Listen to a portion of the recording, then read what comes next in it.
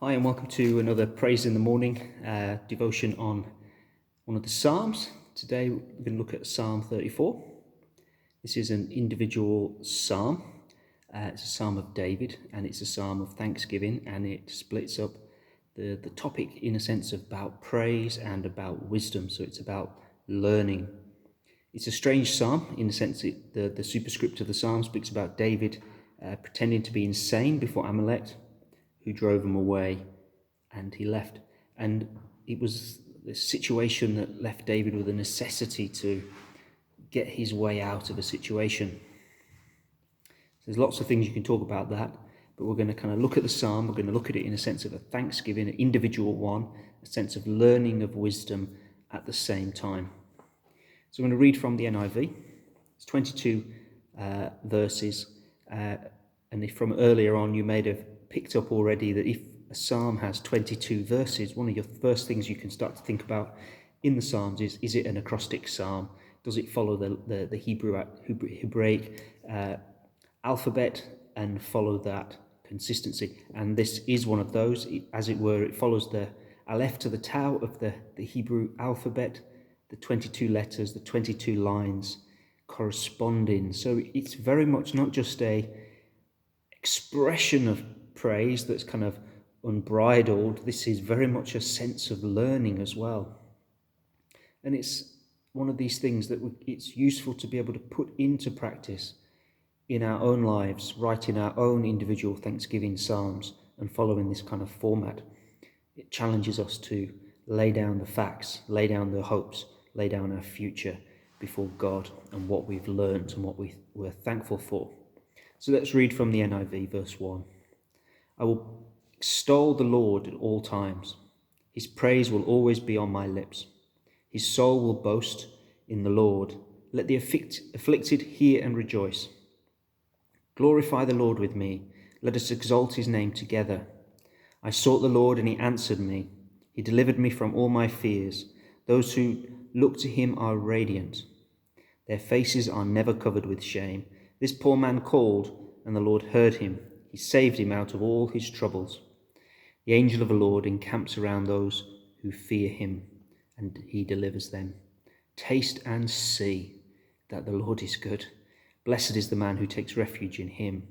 Fear the Lord, you his saints, for those who fear him lack nothing. The lions may grow weak and hungry, but those who seek the Lord lack no good thing. Come, my children, listen to me. I will teach you the fear of the Lord. Whoever of you loves life and desires to see many good days, keep your tongue from evil and your lips from speaking lies.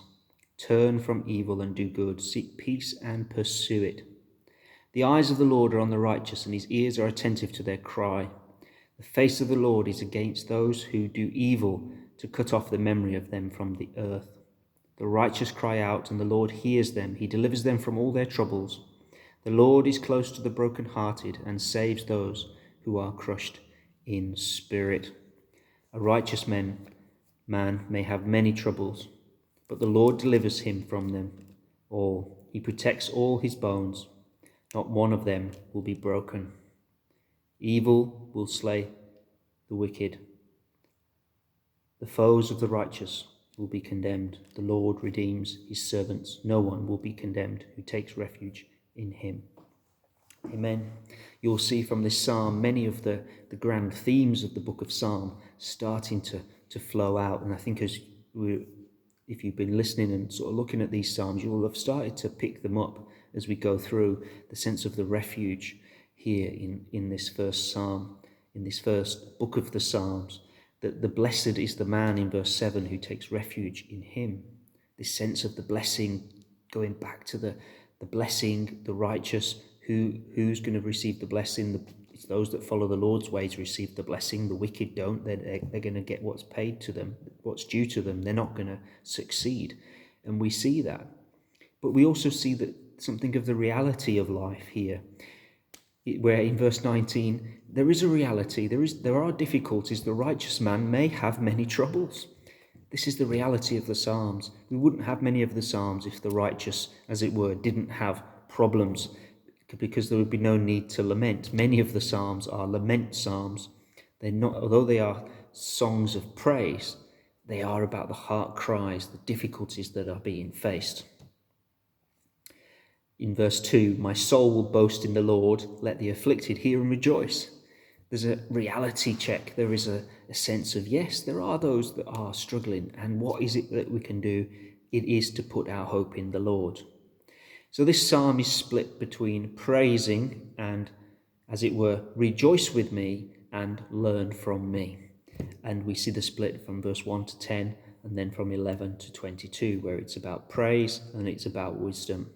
Verse 1 to 3, the Lord to be praised, the Lord is one and all, and the Lord is to be, that we can trust in God.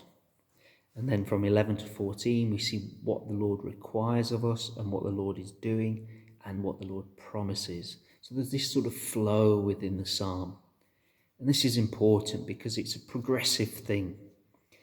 Our spirituality and our devotion before the Lord should not just be praise blinded. It is praise that is open-eyed. This is what the book of Psalms is about. It's about seeing the difficulties, but still rejoicing, like in verse 2. Let the afflicted hear and rejoice. You'll have picked out things in this psalm that I trust that your mind would have gone to Christ.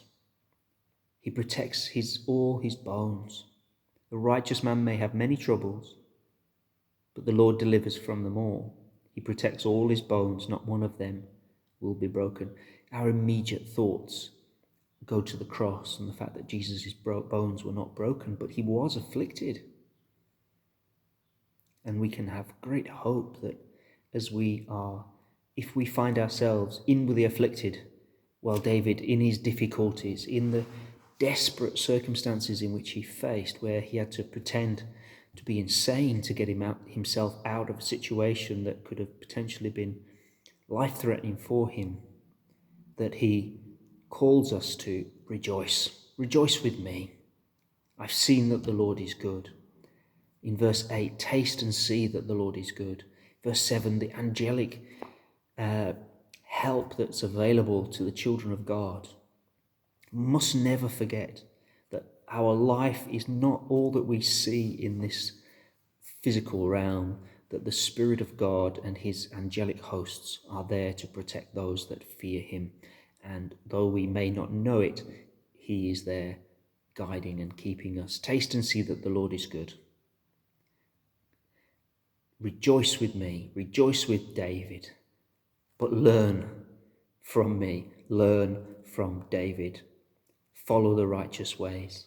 Know, as we see in verse 11, this shift into learning. Come, my children, listen. Reflect upon the things that Jesus has said for us to do. Listen and follow. He says, I will teach you the fear of the Lord. Whoever of you loves life and desires to see many good days, keep your tongue from evil. Rather rejoice and learn wisdom. Keep your lips from speaking lies.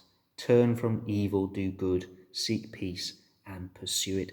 These are things that we start to, if you know the New Testament and you look into Romans, pursue peace.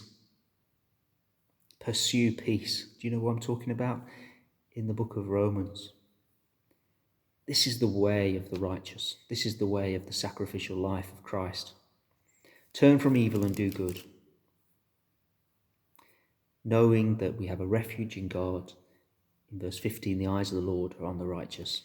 His ears are attentive to their cry. There's great hope. There's great hope for our future. He cuts off the memory of the wicked, but he does not cut off the memory of the righteous. Rather, he is in the business of saving the brokenhearted, saving those who have been crushed in spirit. You might be crushed in spirit in your heart. Others may not see it, but God knows, and he is in the business of restoring and saving you because of his great work upon the cross. So rejoice with David, rejoice with me, learn from David, learn from me, follow Christ. Amen.